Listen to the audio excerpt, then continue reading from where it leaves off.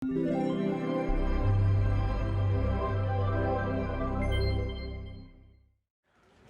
го мотивираше Огнен да учествува во основањето на Сдруженијето на преведувачи и толкувачи? Што го мотивираше Огнен беше заљубен во зборот и во преведувањето, беше еден од најизворитните преведувачи во Македонија и познавач на македонскиот јазик и книжевност. Тој тоа го правеше со ужасна страст, со посветеност и целта му беше на оние кои што не го познаваат јазикот да им ја принесе не само да го преведе зборот, туку да им ја принесе целата мисла од авторите кои што ги преведуваше.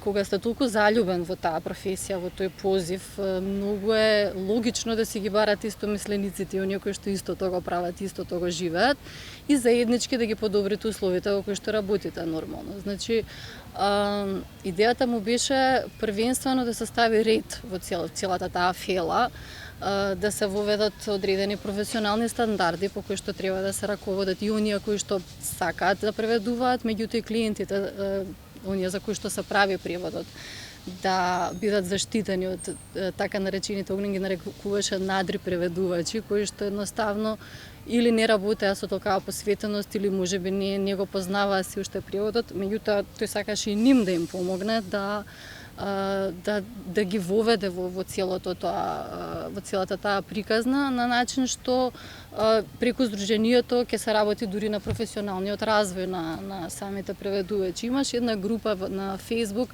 во која што он членуваш и таму може да се види неговиот став и неговите размислувања и спореше често со многу таму членови, тоа се викаше прифатилиште за толкувачи. Токму тоа мислам дека му беше идејата, да имаат некое место каде што ќе ги прифаќаат сите оние кои што сакаат да се бават со превод, сите оние кои што имаат потреба да бидат заштитени и истовремено од таа солидарност на сите тие кои што биле членови на Сдруженијето да се црпи храброста која што според него беше ужасно потребна и битна за да се дојде до добар превод. Онака како што тој го правеше, него му требаше многу долго да дојде до таа храброст и го извади тоа од него.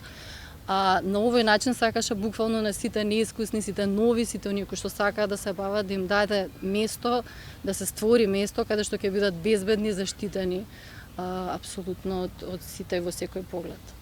За што се залагаше тој? Токму ова за кое што зборував, првенствено преведувачите се тие работа ужасно специфична. Значи не е како секоја друга работа и навидум тоа изгледа лесно, меѓутоа бидејќи јас имав среќа да живеам со него, јас бев сведок на тие процеси на преведување каде што не е само да седнеш да напишеш или да одиш да зборуваш, едноставно мора да се задоволат одредени услови. Има многу предходно работи што треба да ги направи преведувачот пред да седне да преведува, многу треба да истражува, многу треба да знае за многу теми, да се среќава со многу луѓе, да чита, да разговара и така натаму. И сето тоа, таа професија прави специфична. Значи, него беше целта како прво да ја дигне свеста за тоа што значи да се биде преведувач и колку е тоа и благородна работа, меѓутоа и макотрпна. И истовремено целта му беше да ги заштити, едноставно се воведат стандарди, за тие што не знаат што се стандарди, мислам тоа се одредени правила по кои што треба да се работи. Не знам колку знаци е една страница, колку чини преводот, колку се тарифира тоа, колку сати во денот може да работи еден преведувач, симултан превод, што значат титни брзи рокови и така натаму. Едноставно доколку функционира како што треба Сдруженијето, сите тие преведувачи воопшто со клиентите не мора да се договарат. Тоа се договорени услови за кои што нив не треба да ги боли глава, они треба да се посветат на она што е нивниот позив. Тоа му беше целта. Не сум сигурна, мислам, додека тој беше жив, јас знаев до кај работата и како течеа работите, имаше многу ентузијасти.